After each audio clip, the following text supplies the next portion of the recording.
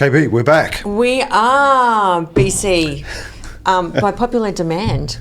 Yep, and we've got notes today, so we'll stay on track. I know, you reckon? Yep. We'll try. I'm blind, I can't read any of this, to be honest. I should have brought my glasses with me. But, yep, back. Here we are again, by popular demand, as I've said. We got a good response from the last podcast. Okay, so tell us some of the response, because I didn't read people that we're forced to watch it. Thank you so much. You know, thank you to the supporters. Thank you to the haters too. A view's a view, right? I did get some fan mail. You did? During the week, yes, I have to say. Shanna from Brighton wrote, "I've just lost 20 minutes of my life that I'll never get back." And we had Jake from Frankston. Jake says, "The ute sitting outside was more entertaining than you guys." And the ute's still there, so that's good. There you go. At least he's entertaining. Thank you, Jake. Yeah. Con from Oakley said, "I don't give a shit what it's about, baby, but you look hot. Can I have your number?" I think we get Craig Lucas gave some feedback too, didn't he? Did he? He did. He said, "If I have to suffer through it, so do I." That's right, yeah. So, yeah, it was good to... of course, the first episode was kind of Craig's fault, because he said, don't put your good stuff in. Exactly. You just want to leave that till 3 or 4 podcasts We're really holding on to that good stuff, aren't we? Yeah, we'll have one viewer left if we don't put some good stuff in. Exactly. So today's going to be good stuff, though. So, it is. So what are we talking about today? We're talking about testosterone. Testosterone. But more than testosterone, we're going to travel into anabolic steroids, okay. All right. which is my favourite topic. Oh, it's my mine favourite topic. too. I can talk about anabolic steroids for hours. Yep. Exactly. Yeah, but to what value, I ask? Great value. Listen to the sound of my voice. All right. Well, do you want to dive right in, Brad? Okay. So the orders list is, do we have anything to apologise for last week? We do. Kylie. Okay, I do. I want to apologise to AJ from Big Boys for calling Islanders. All right? AJ's fine. He didn't. Exactly. How about yourself, Brad? I have nothing to apologise for. Really? But I didn't really put anything out there, so there was nothing wrong. We did need to apologise to Maine Khalif, the female boxer. Okay. That's her name. Okay. Apologies, Maine. But we will be touching back on her maybe at the end of this episode, because it's about testosterone a little bit too. So beautiful. Women and testosterone, whether it's this episode or another one. Yep. Awesome. We came up with a name after the first episode. I decided unilaterally to call it the Hotwire Podcast. You did. I didn't really have any input into this. You didn't even ask. No. So that's what we are. No. So how the podcast actually got started was you sent me a message, or I think you put on Instagram or something, if you want a great biohacker, reach out to Brad. And I hate the term biohacker, because I just think it's full of charlatans and people that pretend they know what they're doing. It was biohacking genius savant. Okay, it wasn't just all right. So you've gone one step further. Yes, exactly. Dragging me down further. So I don't really like the term, but having thought about it, I think, that's what we do. So I've always described it that when athletes come to see me to talk about stuff, it doesn't matter what it is, we're always talking about hot wiring them. Mm-hmm. So bypassing their genetic boundaries and getting stuff out of their body that they wouldn't otherwise be able to achieve, just regular training and food and diet and so forth. So I refer to it as Hotwire. We will be bouncing in and out of anti-aging and obviously performance-enhancing drugs. So Hotwire Podcast, for me, made sense, and I didn't bother to ask you. No, so that's where we're at. Yes. I've just got to sit here and look pretty though, and just comments below. I'm not going to read them, so you can go off tap. So apologies done. Why is it called the Hotwire? Done. Legal jurisdiction. Today we're going to talk about anabolic steroids. And dude, legally we have to say we are not doctors. We're not doctors. No. You wouldn't think, but looking at me, no, you may think there's a doctor. But anyway, I think Pamela Anderson played a doctor on something once. There you go. Having said that, so New Zealand, Australia, North America, so the USA and Canada, most of Western Europe, and that's probably about it. Anabolic steroids are controlled substances, drugs. For China, Southeast Asia, South America, Central America, India and the subcontinent. So where is it not? East, Thailand, you can go buy them freely. Most places around the world, most of the world's population, there's no control on purchasing anabolic steroids. So there's nothing stopping you as an athlete heading off to Thailand and going walking into a pharmacy without a prescription and buying anabolic steroids. So we're talking about it with that reference today. So I don't need Sport Integrity Australia or the health department crawling up my ass stopping me talk about anabolic steroids, because we can have training holidays overseas. You can move to Russia. You can do whatever you like. So within Australia, I'm putting it out there. If you're buying gear from the gym, it's illegal. Just be aware that that's the case. So, but yeah, they are medicines. There are consequences to taking those medicines. Look at this. I'm scrolling down on my computer so I can stay informed and on track. So, have you got anything to add before I move on to not really. one important topic? I was stuck on Thailand, because in Thailand they really just don't give a shit about any consequences for anything. I remember reading a newspaper in Thailand. Yep. And there was a big double page. I'm old age. A spread. Confused. Double page spread that said sex change operation, €1,000 euro. Right? Yeah. So you could just be having a bad day with a grand in your pocket, and there you go. Yep. It's off. So no, they really don't care. Anyway, it's not the one to get. No. Okay, so anabolic steroids. Yep. We're also not touched on today, but at some point we will do a whole episode dedicated to the enhanced games, because that's all about anabolic steroids. As we said last week, the IFBB Season B next year is going to be tested for anabolic steroids. So anabolic steroids are probably the primary performance-enhancing drug. You know, there's a lot of others, but they're the main ones. They are not without consequence, though. And this is quite controversial in our field. Everybody thinks they're healthy. Do you think everyone thinks they're healthy? Yeah, I think generally the people I talk to daily think they're healthy. I think it's the people we talk to, yes. Yep. But I mean, there's not the stigma that there was, going back 10 years ago, because I do feel like everyone's on gear these days. You walk into a gym, and a decade ago you might have had one or two people. Now every dude's rocking his stringer singlet. Right, so that's how it feels, and I agree with that. Okay. There was a study in the 90s that suggested that amongst the population that they surveyed, 25% of males under 30 who went to the gym used anabolic steroids. That was an American study. Okay. Yep. So, but you've got to remember back then in the late 80s, early 90s, there wasn't a lot of people going to the gym. It's obviously a lot of women going to do aerobics, and the guys that went to the gym were bodybuilders. So 25% of that population using gear, that's... and to be honest, I was one of those. So a more recent study suggests that only 5% of people currently use anabolic steroids. It depends. Well, maybe people lie in the research. That could be true. I don't know. Maybe the gyms I frequent, it feels more like 80%. But that's an exaggeration. But I think we're still around the 25%. I think those who aren't doing it have tried it. And want to do it. Are androgen curious. Okay, so... Before we head down the track then, are legal supplements, gateway drugs to anabolic steroids? That's a whole podcast right there. Sorry, getting off track again. Really? You hit the creatine and you're going to end up on the bike. So creatine, not really a food, right? You do buy it from Safeway now, but you never used to go into Safeway and buy creatine. It's Woolworths these days, old man. I still call it Safeway. The kids won't even know what Safeway is. So... side effects. Okay, so let's start with one thing first. Where do I get my information from? Because TikTok is not one of the places. Neither YouTube. I don't watch podcasts. I don't listen to podcasts.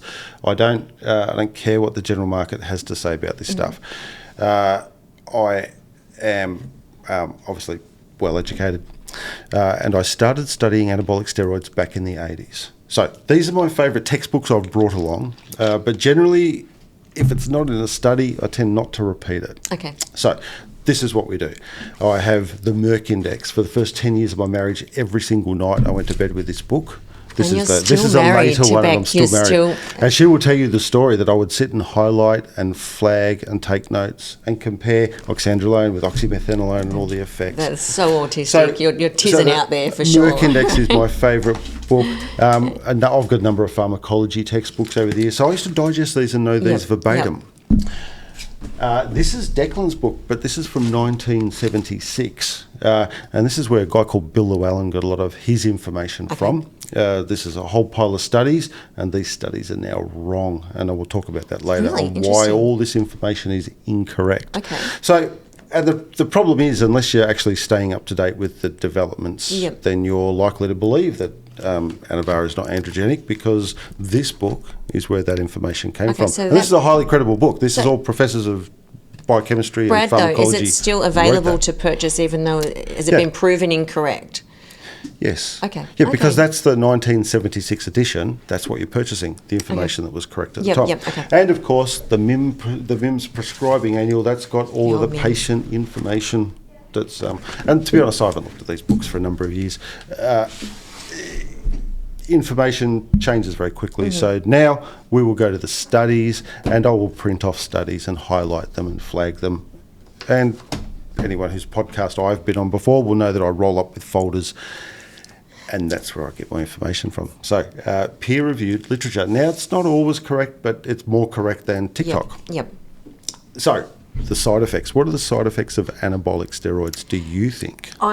So what are we talking here? Would you class effects as side effects, or are we talking negative side effects? Yes, so no, there are effects too. Effects, all right, would be increased muscle mass, increased strength and performance in the gym, increased sexual arousal, would you call it? I would say oily skin, deepening of the voice, hirsutism, great word. Hairy women. Hairy women, definitely. Hairy backs. Definitely. Trust me on that one. I know about that. I've got a hairy back as we speak. What else? What else have we got? Psychological effects as well. Mood swings, rage. So a lot of people would deny those side effects, though. Well, I have daily conversations with people that go, when I'm not doing 200 milligrams per week replacement, maintenance dose. Okay. That's when I'm angry and depressed, not when I'm all geared up.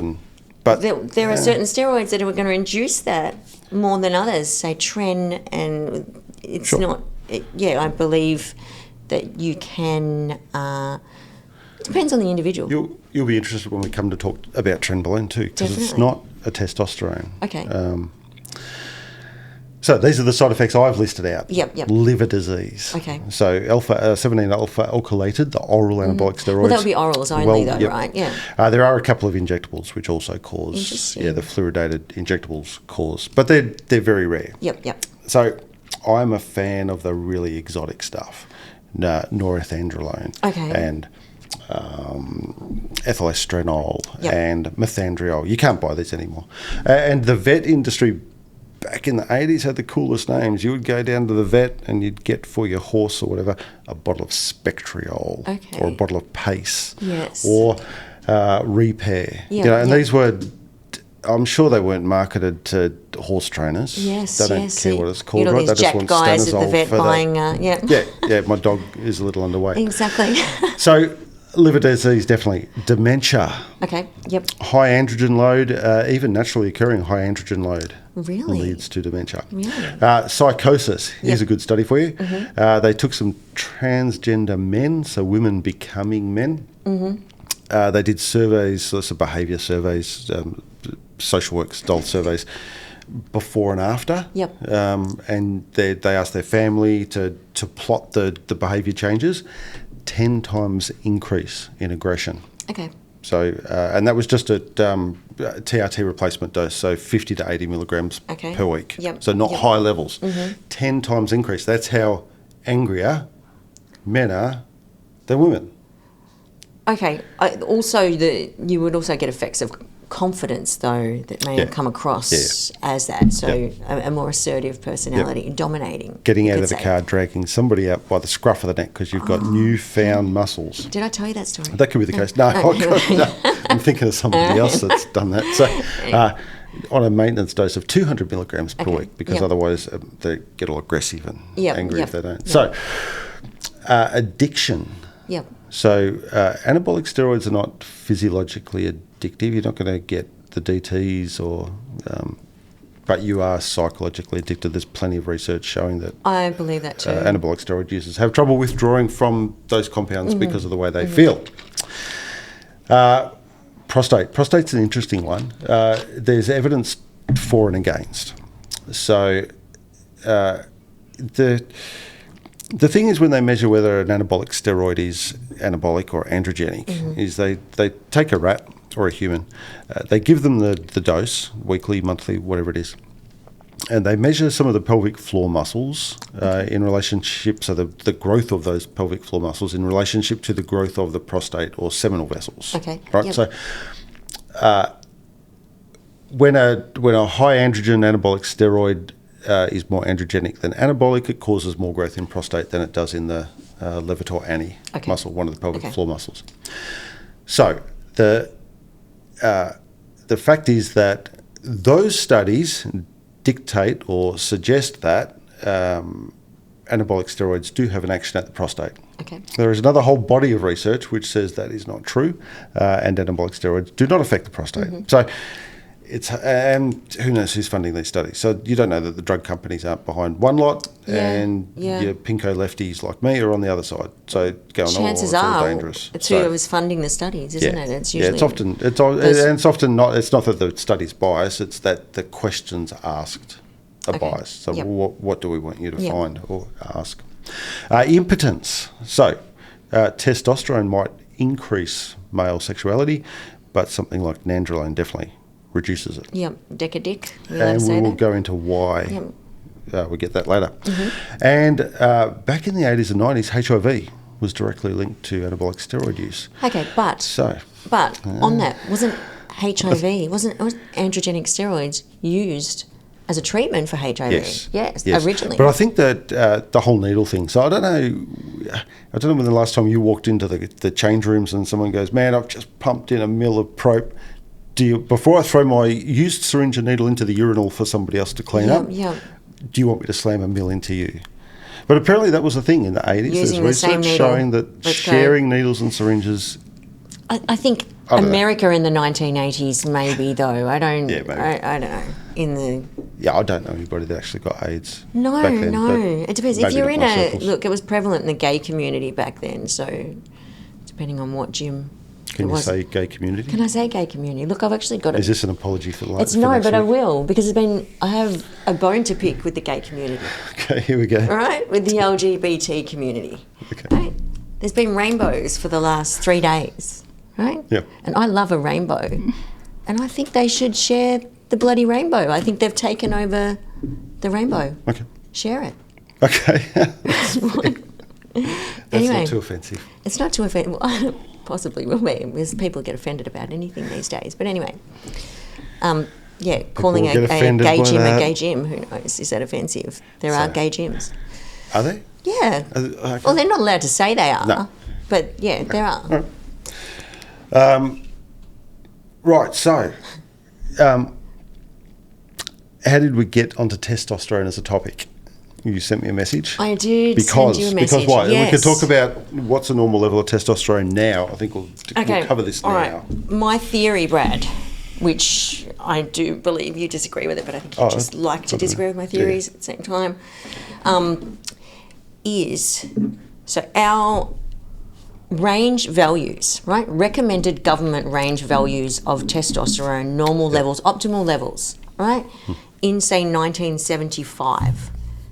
In comparison to now, are completely different. And I understand they take it on snapshots of the community and what's going on. Yep. Now, my theory was that the government don't want alpha males. They want you guys to have low testosterone. They want you crying at sunsets. Okay, so this is on TikTok somewhere? It's not a TikTok. This is my own personal opinion. All right? This is on your TikTok? It's on my TikTok. Is that we're going to have times of war and famine. Okay. And there's going to be no alpha males. They're all just going to be sitting there going, don't. No, I can't. Women, you go. It's another apology for next week. Exactly. So, I'm not aware of what the numbers were in the 70s. I didn't look it up. Okay. I thought that's ridiculous. Hoping you would Kylie, look it I'm up. not going to look it up. Well, to be honest, I don't know where I would get that information from, so I didn't look from that perspective. Right. But so if I said to you then that the average male testosterone should be between 7 nanomoles, which is both considered low and high by different research groups. Yep. How can you have that though? That's totally contradictory.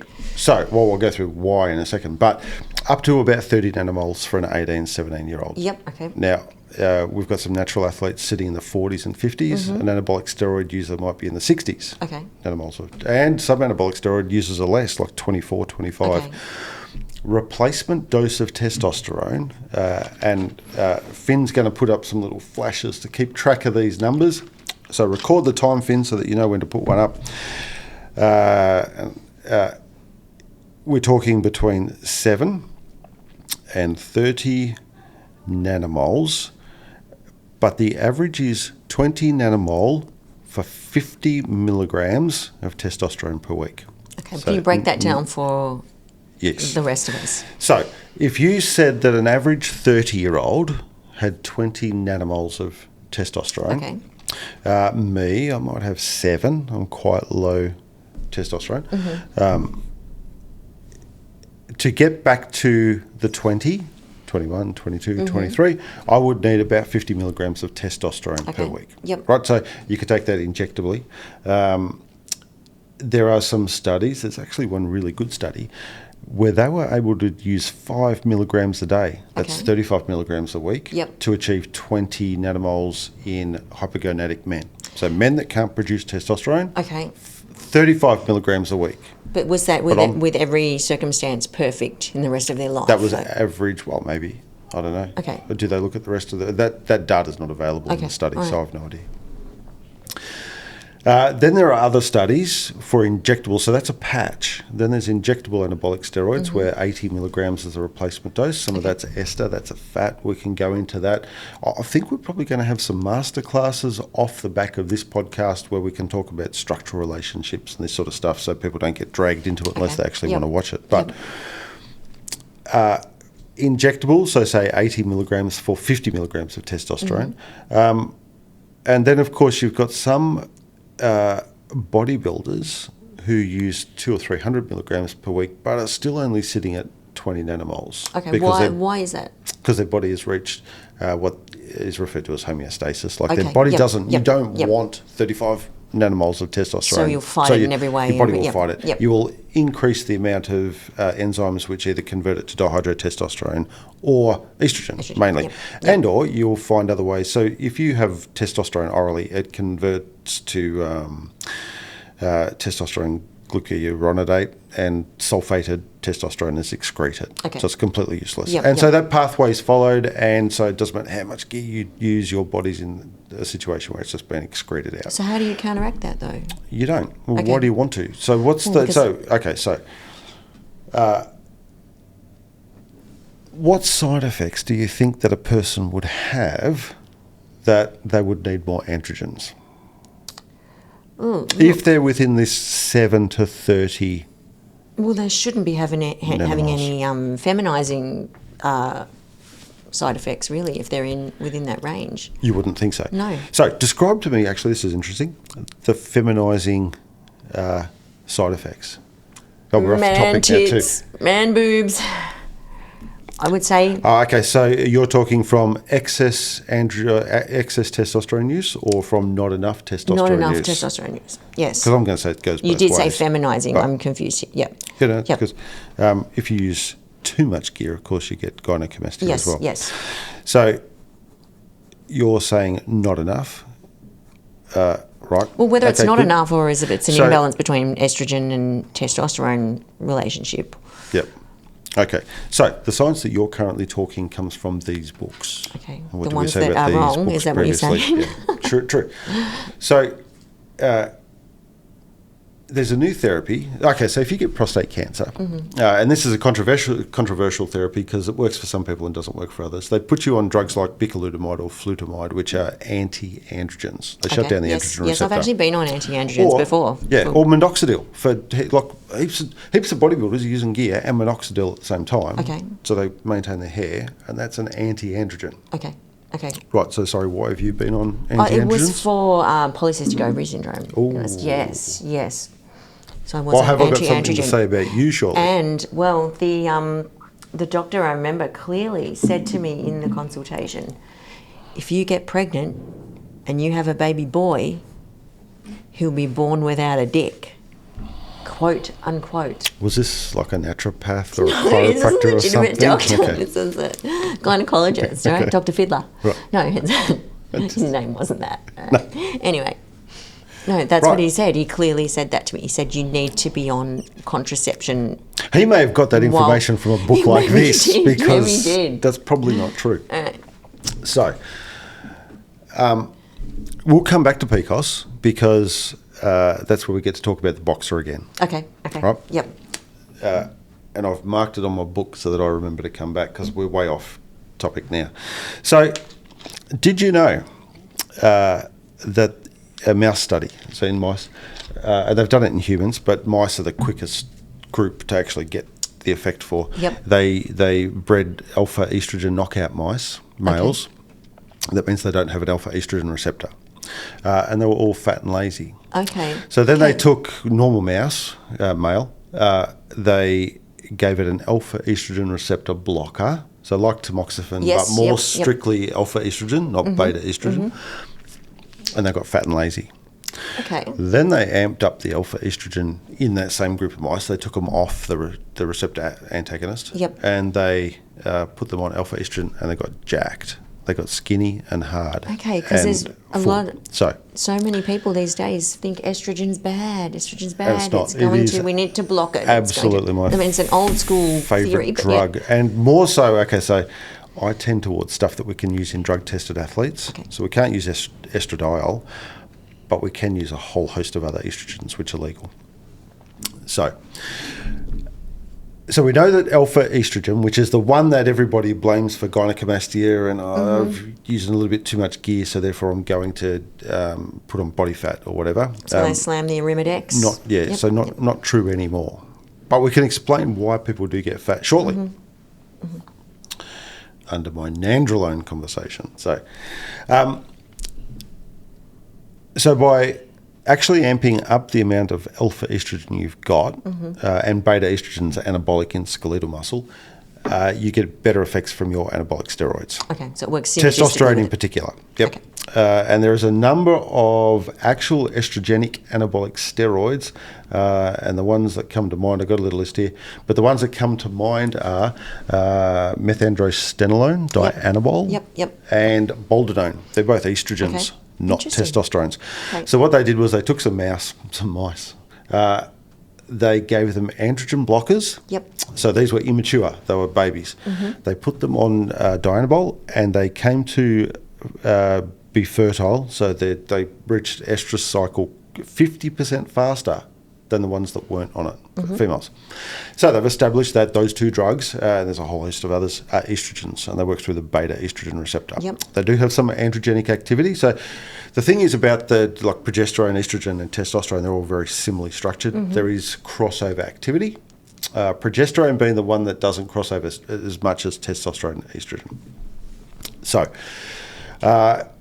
your progesterone class of anabolic steroids are nandrolone, ethylestrenol, maxabolin. Who's not using maxabolin in the day? You can't buy that now. No one's I've going never down heard of the maxabolin. Maxabolin. That's the best Never one. heard of him. It's got to be the best one. Norethindrolone, trenbolone, and tetrahydrogestanone. Okay. That's the clear. Yep. So they're all progestins, strong progestins. Okay. So here's the number for you. So let's take trenbolone, which is probably the strongest out of all that group for anabolic activity.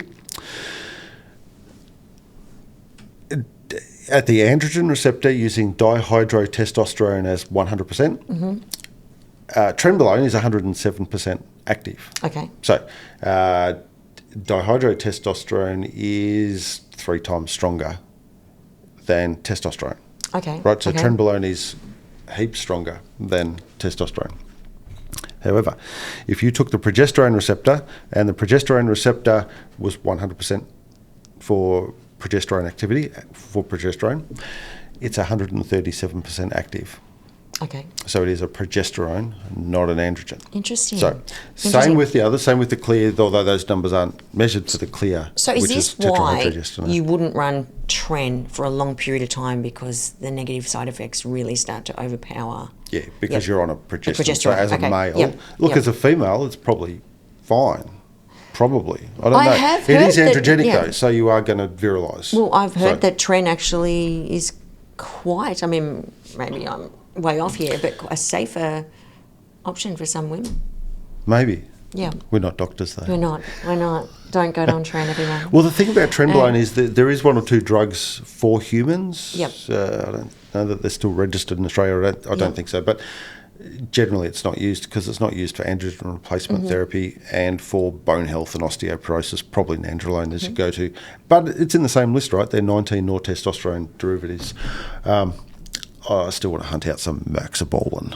Maxabolin. So if anyone's got any, no one's hook got Brad Maxabolin. up. Then you've got your dihydrotestosterone class, so these are much more active than testosterone. Yep. Your drostanolone, which is Masteron, Superdrol, methanolone, which is Provirone, and oxandrolone. Okay, So yep, as I yep. said last week.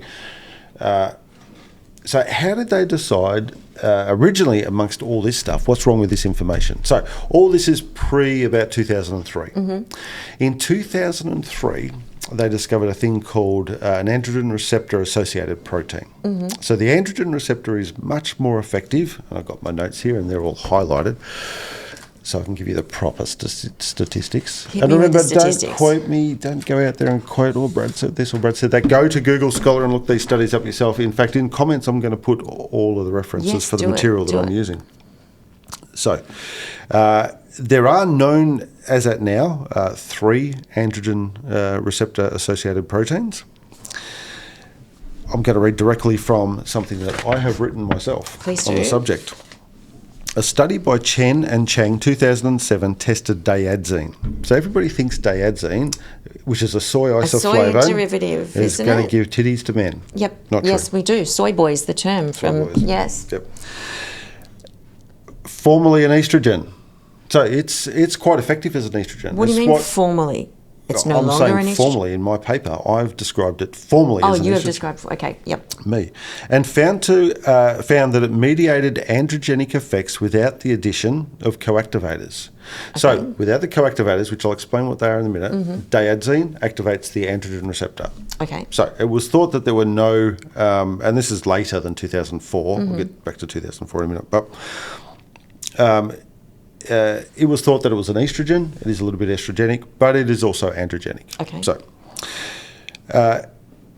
without the coactivators, it was a level of 2 for activity at the androgen receptor. Okay. So Finn, write that. You put that on the screen. So on Brad- the screen. Just because it 2. activates the androgen receptor, Yep. is that always? Does it always Yes. mean that it? Transcribes. Okay, it's going to cross yes. over for yes. mu- If I use increased the muscle word mass. activates, Yep. I'm Okay. not talking binding with, because binding Yep. with could be deactivating. Yep. It's activating. So activation means there's a downstream effect. You get myod and MIF5 and all these genes Okay. switch on, which are anabolic. You Yep. get mTOR and mTOR complex activity, which is building muscle, mTOR. So, in this model, right, so in the model that they tested, testosterone had an anabolic transcription activity of 1. Yes. Diadzine, a soy isoflavone, Yep. is twice as anabolic at the androgen receptor as testosterone. Really? Yeah, this is a Wow. legit study. And we've kind of proved this in-house, so we have a lot of anecdotal evidence. Now, so dihydrotestosterone, though, activity of 8. Okay. Right, so 8 times in this model, more effective than testosterone. So, and testosterone is always the base that they start with to test everything against, isn't it? Yeah, Yes, yep. so some studies will use dihydrotestosterone, but they'll always put Okay. testosterone as where are we with testosterone? Yes, yeah, that's the baseline, right? Yep. So with the addition of coactivator ARA55, so androgen receptor associated protein number 55, diadzine increased transcriptional activity, right? So that's downstream gene effects, androgenic effects, 80-fold in the presence of other androgens. Okay. So it was able to work in addition to the coactivator to make testosterone not 1, but now 80. Okay. 80 so fold. let me break that down. That's with the addition of testosterone. That's not by itself. That's That's not by when you add- itself. yep, okay. So Yep. by itself, it's only twice as strong as Yep. testosterone. Okay. Yep. Of course, there's some issues with just taking diadzine. Getting it past the gut's difficult. You need Okay. to get low bioavailability. There's issues there, but so we now know that these things called associated androgen receptor associated proteins. Now, but they didn't know about this then. Okay. So they're doing all these petri dish studies to look at, they radio label them, they make them radioactive, then they measure them with X-ray, how much is in the receptor, whatever. They're just banging him in the petri dish by himself without the biological system that supports it. Okay. So now all this is wrong. It's not right anymore. All right. It's all right in some respects, but you can't rely upon the numbers that they give. You can't rely upon the fact that Anavar is not androgenic because there's no co-activated proteins. Okay. Yep. Estradiol. Beta estradiol, it's Big Daddy, sex change level estrogen activity. Yep. In the presence of ARA 70, is 10% as androgenic as dihydrotestosterone. Okay, so you're getting all nerdy now. ARA 70. That's a different one to 55. We were talking about 55 a minute ago. Now we're talking about 70. You don't even need to worry about these numbers. You can just take my word for it. I'm putting the study below. You can read it. It is 10% as effective as dihydrotestosterone as an androgen. Okay. So where we started the conversation was, people are going to get sooky and they're getting too much. They're getting gynecomastia, bitch tits. Yep. They're portly, they're getting podgy, dad bod, whatever. Blaming it on estrogen, not correct. Okay. It's not a thing. Okay. Obviously, too much estrogen is going to feminize, and it is a feminine thing to carry more body fat than men. Yep. But in a healthy level, and I know athletes that are sitting at 300 picomole per litre, so 2-3 times the normal average. Absolutely, yeah. Not getting breasts, not getting fat. They're jacked. Look, I've seen it too. But there can also be other side effects, sexual health side effects that are. So let's go back to our higher estrogen levels. Yep, let's go back to our androgen deprivation therapy. We talked before about finasteride, which is minoxidil, or flutamide. So you get prostate cancer, your doctor puts you on flutamide to shut down the growth of the prostate, so you get some relief, first of all, for urinary flow, so the prostate relaxes, and some size is knocked off. That's an androgen blocker. Okay. Do you know what the new method so one of the side effects is decreased sexual function, no erection activity at all, and growing breasts, right? So they're the three main side effects. To counter those, there is a new therapy, which is proven in the literature now and being rolled out all over the place, giving men estrogen. Estrogen. Okay. So an alpha estrogen, not beta estrogen. For years we've been all over beta estrogen, skeletal muscle growth. Some of the stuff we can do with beta estrogens is phenomenal. But this is alpha. We will steer clear of alpha estrogen because it's going to get fat, you're going to get breasts, you're going to get sooky, cry at the rainbows, I think is how you described it. So, no. By giving as co-therapy to flutamide or bicalutamide, estrogen, you restore erectile function, you restore sex drive and libido. Okay. And you don't get breasts, basically. Okay. Because you know why? Because under the influence of ARA 70, estrogen is still an androgen. Okay. Interesting. Yeah, is that good for prostate cancer? I don't know. They've got to relook at whether that's going to cause. Yeah.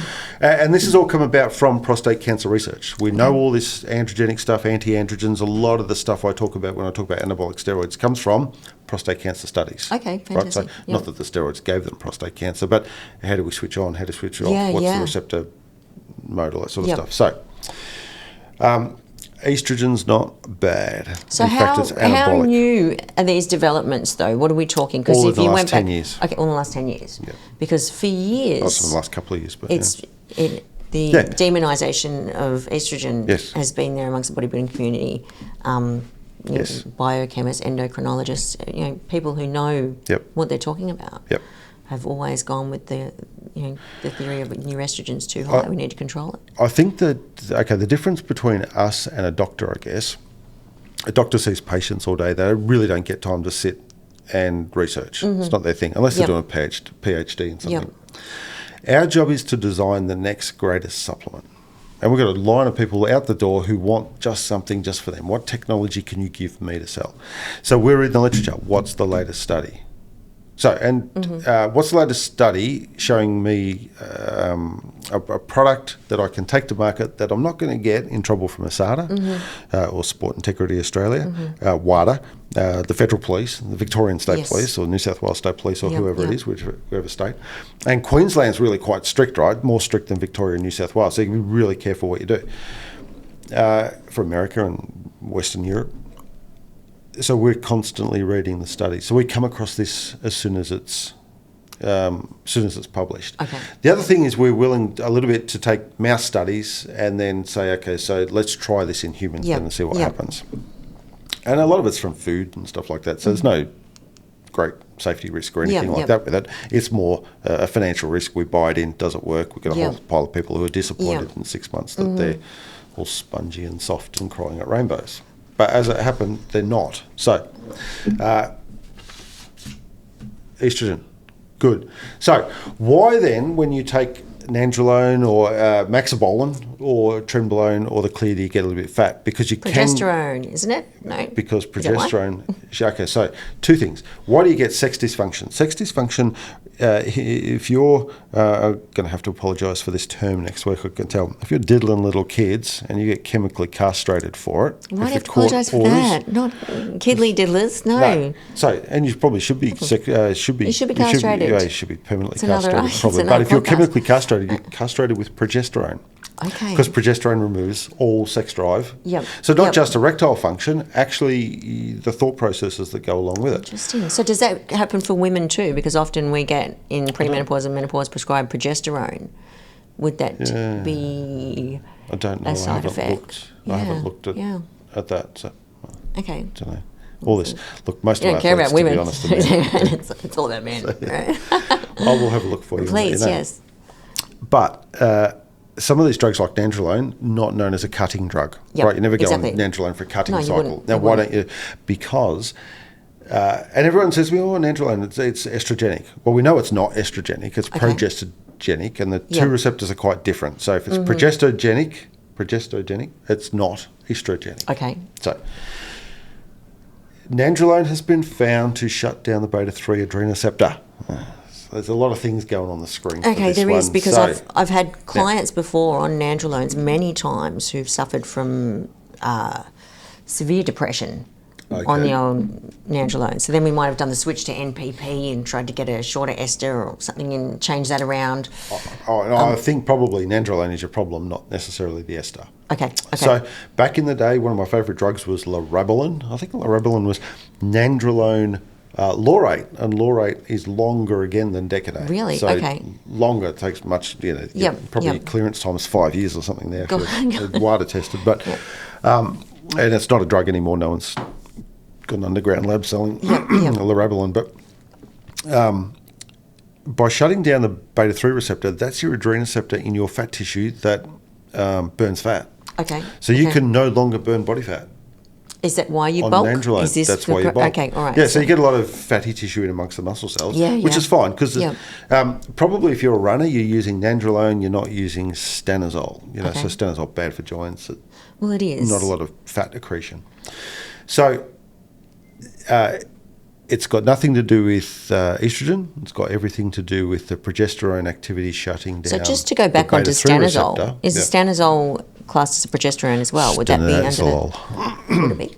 Sorry? Stanozolol. Stanozolol. Yeah, so stanozol is a brand. Stanozolol. Is it I've been saying it wrong for all... You meant to. Just say Stana. Exactly. Yeah, sorry, what was the question? Is that also a progesterone?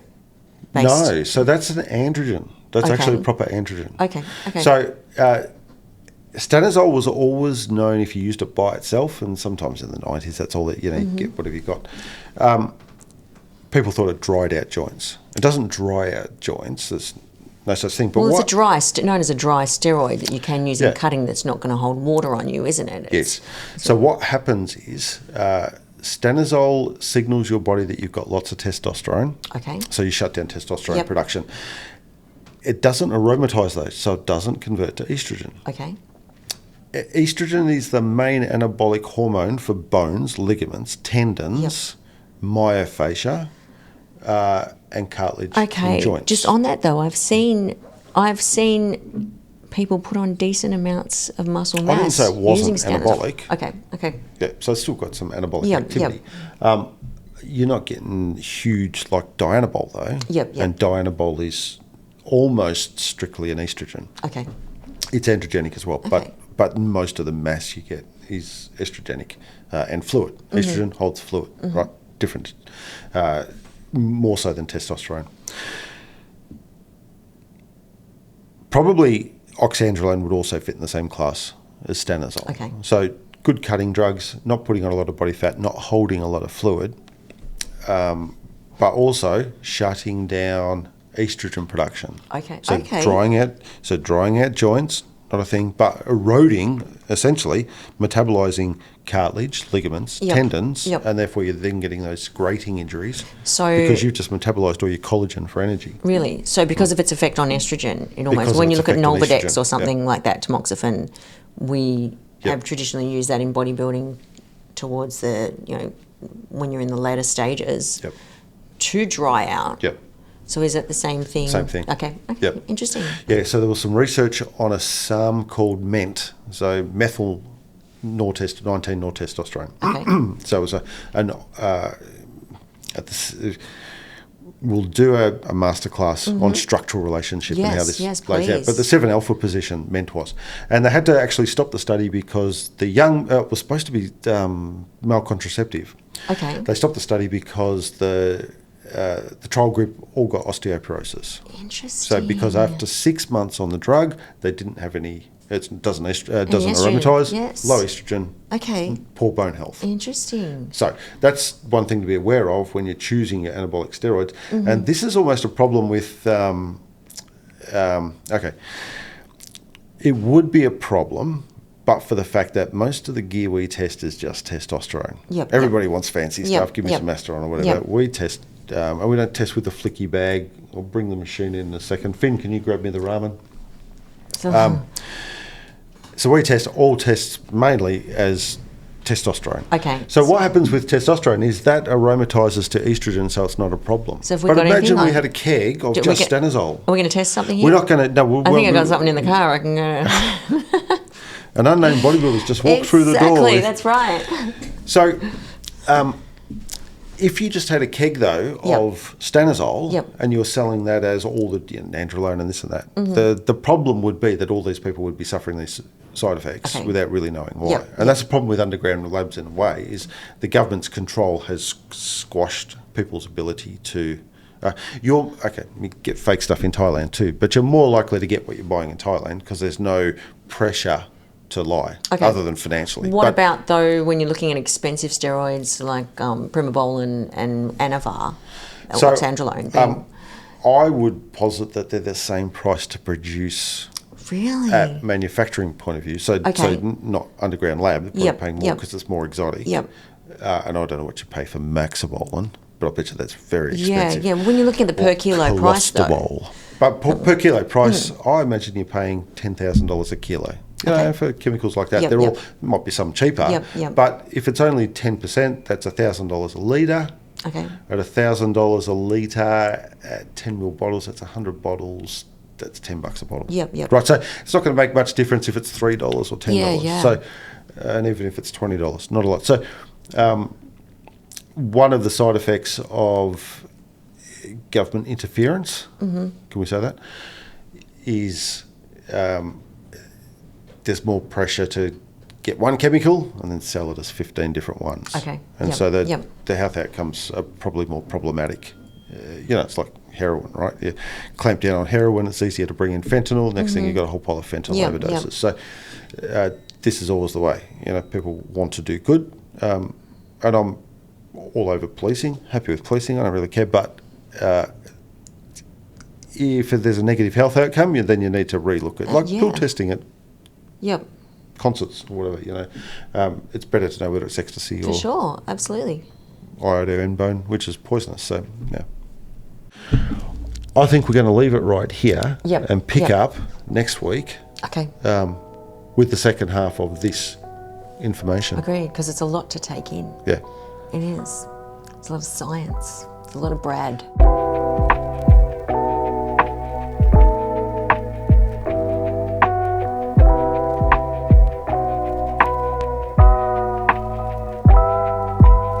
Yeah, he's skinny fat. He's carrying weight around the midsection, has some bitch tits probably.